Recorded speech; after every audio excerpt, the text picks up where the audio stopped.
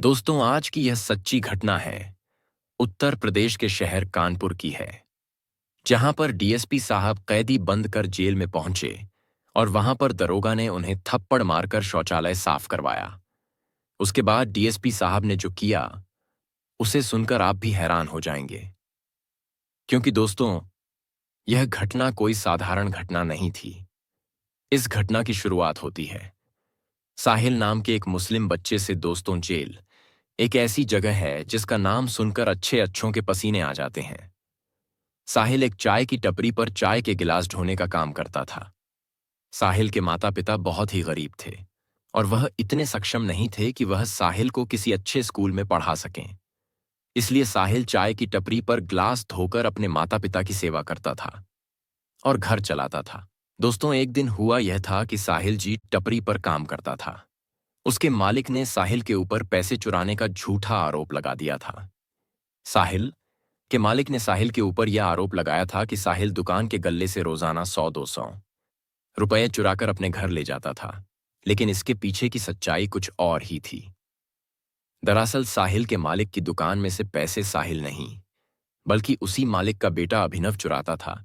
जब साहिल ने यह बात अपने मालिक से की, तो मालिक अपने बेटे से पूछने की बजाय साहिल को पीटने लगा और साहिल को कहने लगा कि तेरी इतनी हिम्मत कैसे हो गई, तू मेरे बेटे को चोर कैसे बोल रहा है, क्या मेरा एत्ते पाए के बेटा चोर है क्या?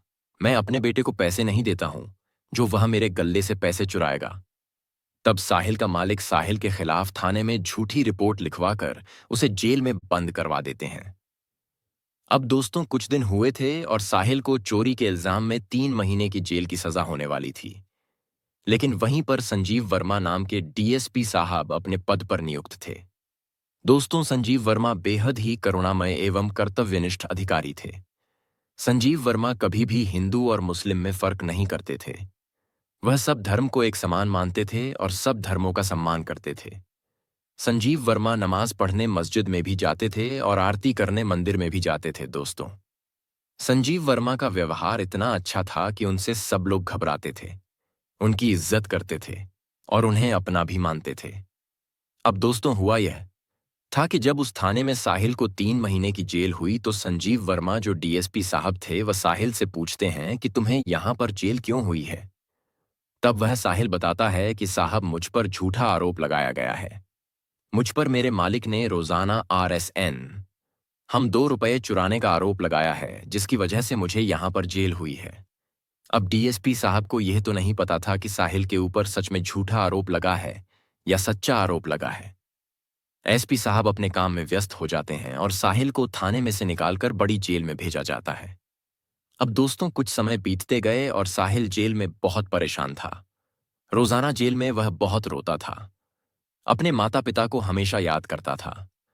दोस्तों, साहिल के माता पिता इतने सक्षम नहीं थे कि वह साहिल का केस लड़ पाते और साहिल की जमानत करवा पाते और साहिल को जेल से बाहर निकाल पाते, क्योंकि दोस्तों, साहिल अपने माता पिता का इकलौती औलाद था और घर में कमाने वाला केवल साहिल ही था। दोस्तों, जब साहिल के माता पिता साहिल से मिलने जेल में जाते हैं, तब साहिल अपने माता पिता को बताता है कि यहां पर मेरे ऊपर बेहद अत्याचार हो रहा है। कुछ कैदी मुझसे रोजाना कपड़े धुलवा आते हैं, मुझसे झाड़ू निकलवाते हैं, मुझे बेवजह मारते हैं, मेरा खाना छीन लेते हैं, मुझे चैन से नहीं जीने देते हैं। तब यह सुनकर साहिल के माता पिता बहुत रोते हैं और साहिल को कहते हैं कि बेटा, पता नहीं उस रब ने हमारे जीवन में कितने दुख लिखे हैं। अब दोस्तों, वह जो जेल थी, वह साधारण जेल नहीं थी। उस जेल में बहुत गलत काम हो रहे थे। नए नए कैदियों के ऊपर अत्याचार हो रहे थे। मादक पदार्थों की तस्करी हो रही थी। सभी कैदी अपनी अपनी गैंग बनाकर रहते थे और छोटे असहाय अकेले लोगों को देखकर उनके ऊपर भड़ास निकालते थे, उनके साथ मारपीट करते थे। दोस्तों, जेल की ऐसी ही जिंदगी होती है।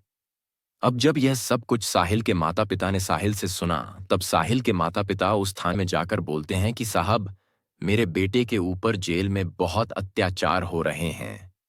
मेरे बेटे को मारा जा रहा है, मेरे बेटे को खाना नहीं दिया जा रहा है, वहां पर हिंदू और मुस्लिम का भेदभाव किया जा रहा है।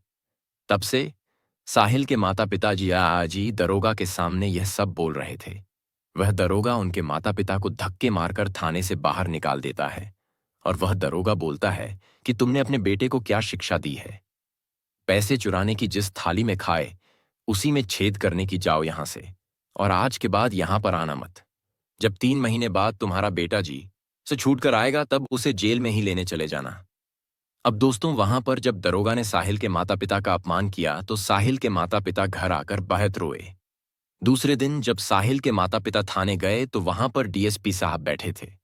जब साहिल के माता पिता ने डीएसपी साहब को यह सब घटना बताई तो डीएसपी साहब ने कहा कि ठीक है, मैं आज शाम को जेल जाता हूं और वहां पर जाकर देखता हूं कि तुम्हारे बेटे के साथ किन लोगों ने अत्याचार किया है और कौन लोग तुम्हारे बेटे के साथ जबरदस्ती कर रहे हैं, परेशान कर रहे हैं। दोस्तों, साहिल के माता पिता डीएसपी साहब के सामने हाथ जोड़कर और यह सब घटना बताकर चले जाते हैं। अब होता यह है कि शाम के वक्त जब डीएसपी साहब उस गरीब मासूम बच्चे की सहायता करने के लिए जेल के दरवाजे पर जाते हैं और जब वह साहिल से पूछताछ करते हैं तो साहिल घबराया हुआ था और साहिल किसी का भी नाम नहीं बताता है, क्योंकि दोस्तों साहिल को उस जेल में ही रहना था। अगर साहिल गलती से भी उन कैदियों का नाम बता देता जो साहिल को परेशान कर रहे थे तो वह कैदी और साहिल का जीना हराम करते थे। क्योंकि दोस्तों, जेल के अंदर ऐसा होता है कि कैदियों का आपस में लड़ना होता है। कैदी अगर आपस में कुछ भी करें तो पुलिस वाले बस थोड़ा सा डांट फटकार के उन्हें अलग कर देते हैं। लेकिन दोस्तों, अब साहिल डीएसपी साहब से कुछ भी बातें नहीं बताता है। अब डीएसपी साहब को उस लड़के के लिए बुरा जरूर लग रहा था, क्योंकि डीएसपी साहब हमेशा सबके प्रति दया भावना से देखते थे। डीएसपी साहब को यह जरूर पता था कि साहिल उसके माता पिता का इकलौता बेटा है, और अगर गलती से भी जेल में साहिल को कुछ ऊंचा नीचा हो गया तो जेल से बाहर निकलने के बाद साहिल के माता पिता का ध्यान कौन रखेगा। अब दोस्तों, साहिल और डीएसपी साहब को यह सब नहीं बताता है, तो डीएसपी साहब जेल से वापस अपने ऑफिस आ जाते हैं। ऑफिस में डीएसपी साहब बैठकर कुछ देर अपना दिमाग लगाते हैं और वह यही सोचते हैं कि आखिर उस बच्चे पर हो रहे अत्याचार का जिम्मेदार कौन है। क्या मैं जो डीएसपी पद पर हूं मैं हूं? हाउस जेल के अंदर जितने भी दरोगा है वह है। अब डीएसपी साहब को उस बच्चे को तो बचाना था, क्योंकि उस बच्चे के ऊपर बहुत अत्याचार हो रहे थे और जेल के अंदर हिंदू मुस्लिम का भेदभाव भी बहुत हो रहा था। तब दोस्तों, डीएसपी साहब दिमाग लगाकर कैदी के कपड़े पहनकर उस जेल के अंदर जाते हैं। अब क्योंकि डीएसपी साहब को जेल के अंदर कोई पहचानता नहीं था, क्योंकि डीएसपी साहब को यदि कोई पहचानता भी तो वह डीएसपी साहब को जेल के कपड़ों में तो बिल्कुल नहीं पहचान पाता।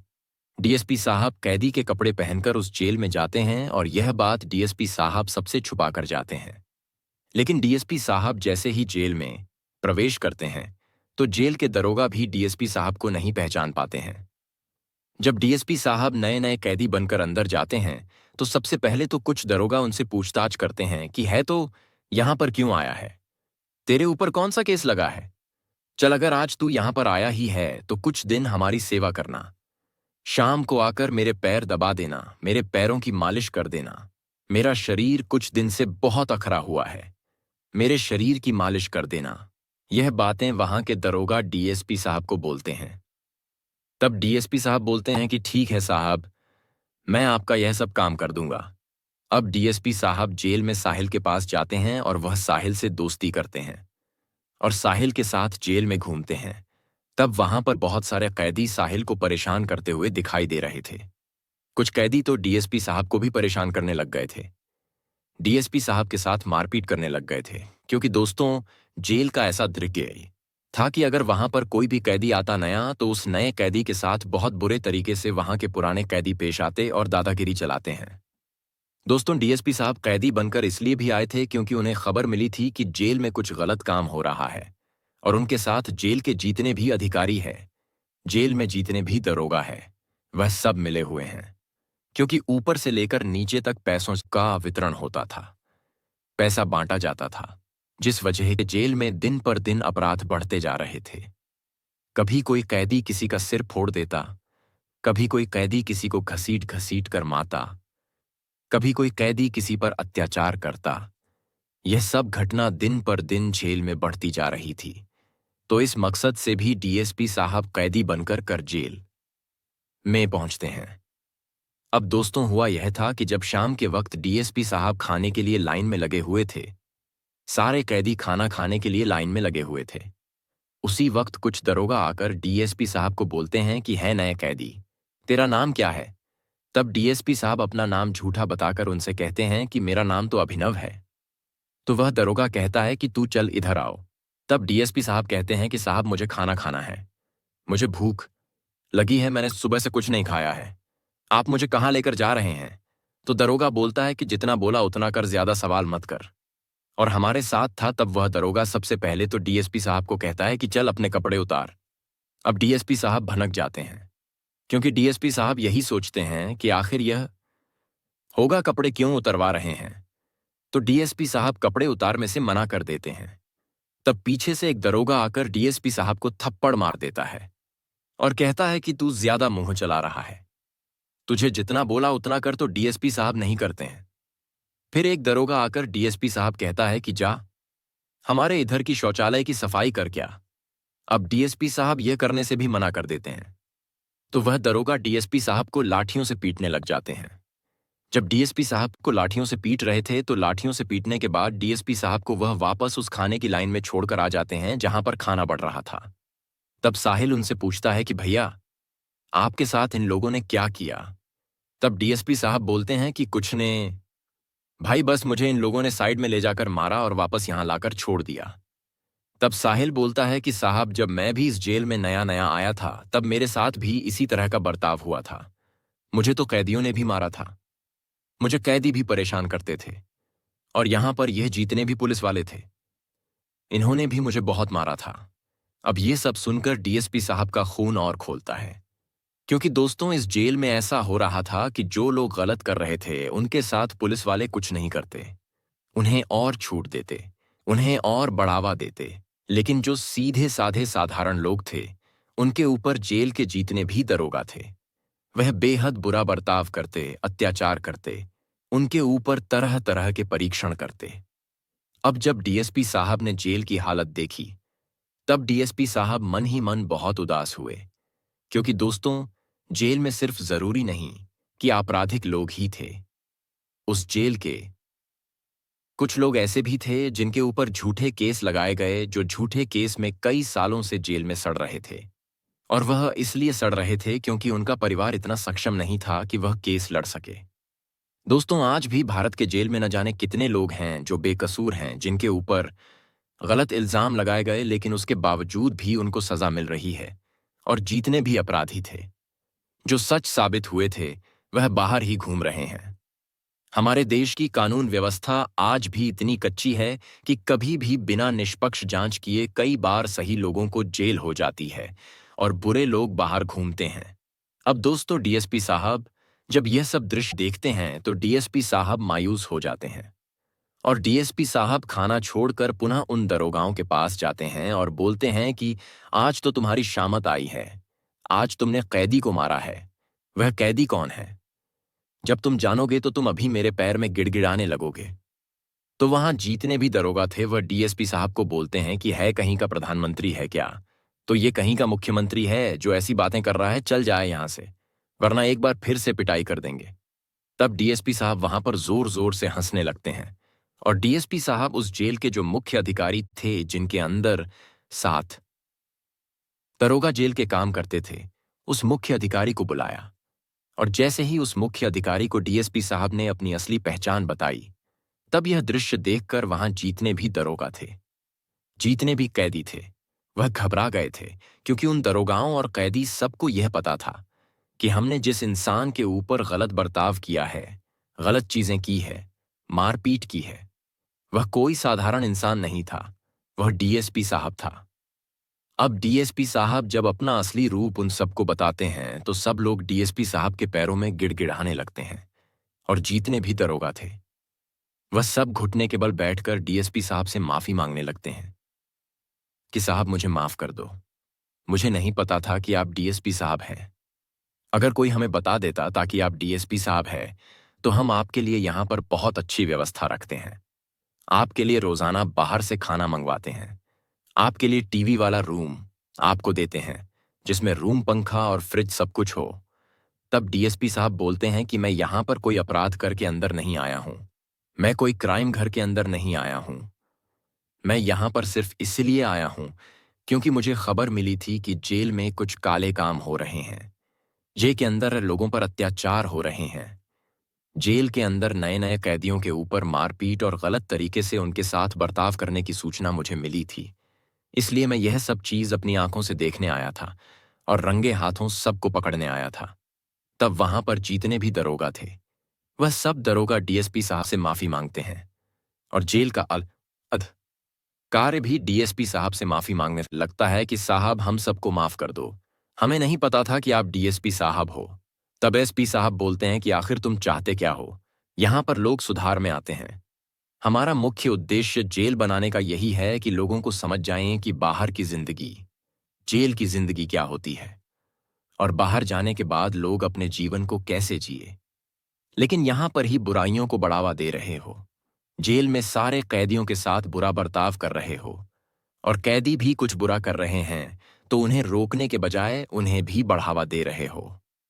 क्या इस तरह से तुम हमारे देश का आपराधिक प्रतिशत कम करोगे? क्या इस तरह हमारा देश महान बनेगा? क्या इस तरह हमारा देश सुधरेगा? अब दोस्तों, यहां पर डीएसपी साहब यही कहते हैं कि क्या तुम्हें पता है कि इस जेल में कितने ऐसे लोग हैं जो बेवजह झूठे आरोपों में बंद है? अगर तुम उनके साथ भी ऐसा ही बर्ताव करोगे तो फिर वह लोग बाहर जाकर क्या कहेंगे लोगों से? क्या करेंगे वह बाहर जाकर? तब सारे दारोगा एसपी साहब से माफी मांगते हैं और दरोगा साहब उस जेल में जितने भी अधिकारी थे, डीएसपी साहब उन दरोगा को निलंबित करवा देते हैं। जेल के अधिकारियों को भी निलंबित करवा देते हैं क्योंकि उस जेल के अंदर का माहौल खराब करने वाले कैदी नहीं, बल्कि वह सभी दरोगा थे जो बुरे कामों को बढ़ावा दे रहे थे, बुरे कामों को सपोर्ट कर रहे थे। दोस्तों, अब डीएसपी साहब के साथ जो साहिल था वह हेल्दी एसपी साहब को सलाम करने लगता है कि साहब अगर आप आज जेल में नहीं आते तो पता नहीं मेरे जैसे मासूम और सीधे कैदियों की क्या हालत होती। क्योंकि डीएसपी साहब को यह तो पता था कि साहिल गुनहगार नहीं है। साहिल को झूठे आरोपों में फंसाया गया है क्योंकि जब डीएसपी साहब जेल के अंदर कैदी बनकर आ रहे थे तब डीएसपी साहब उस चाय की टपरी के मालिक के बेटे अभिनव से मिलकर आ रहे थे और अभिनव ने यह सच्चाई भी बता दी थी कि पिताजी के गल्ले से पैसे साहिल नहीं बल्कि मैं चुराता था क्योंकि मुझे गेम खेलने की लत लग गई थी और उस गेम में मैं रोजाना आरएस आनंद रुपए लगाकर गेम खेलता था। लेकिन दोस्तों, कहते हैं ना कि भगवान किसी न किसी रूप में आकर मदद कर ही देता है। साहिल के लिए डीएसपी साहब भी उसके रब बनकर गए थे और न जाने साहिल जैसे जितने भी लोग थे उस जेल में वह भी डीएसपी साहब को नतमस्तक होकर प्रणाम करने लगे। अब दोस्त, आप यही सोच रहे होंगे कि जब जेल में बहुत सारे सरल और बिना अपराध के कैदी हैं तो डीएसपी साहब उनको रिहा नहीं करवाते। दोस्तों, ऐसा बहुत मुश्किल है क्योंकि उन लोगों के खिलाफ जो सबूत चाहिए रहते हैं कई बार वह सबूत नहीं मिल पाते हैं, जिसकी वजह से ऐसे लोगों को बिना किसी क्राइम के जेल में रहना पड़ता है। अब दोस्तों, इस घटना के बाद पूरे शहर में इस घटना की चर्चा हुई। आप कमेंट बॉक्स में हमें अवश्य बताएं कि आपको यह घटना कैसी लगी। और दोस्तों, इस घटना के बाद उस जेल में कुछ भी गलत काम नहीं हुआ।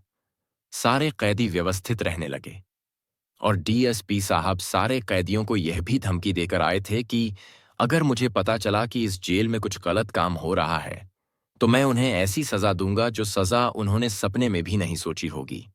तो दोस्तों, इस सच्ची घटना की समाप्ति यहीं पर होती है। अगर यह घटना आपको अच्छी लगी हो तो हमारी इस वीडियो को लाइक कर दीजिएगा और कमेंट बॉक्स में हमें अवश्य बताएगा कि क्या डीएसपी साहब ने जो किया वह सही था या नहीं। क्योंकि दोस्तों, ऐसी घटना शायद ही आपने आज से पहले सुनी होगी, तो हमारे चैनल को भी आप सब्सक्राइब कर दीजिएगा अगर आपने अभी नहीं किया है। और कमेंट बॉक्स में आप सभी एक बार भारत माता की जय जय हिंद जय भारत अवश्य लिख दीजिएगा।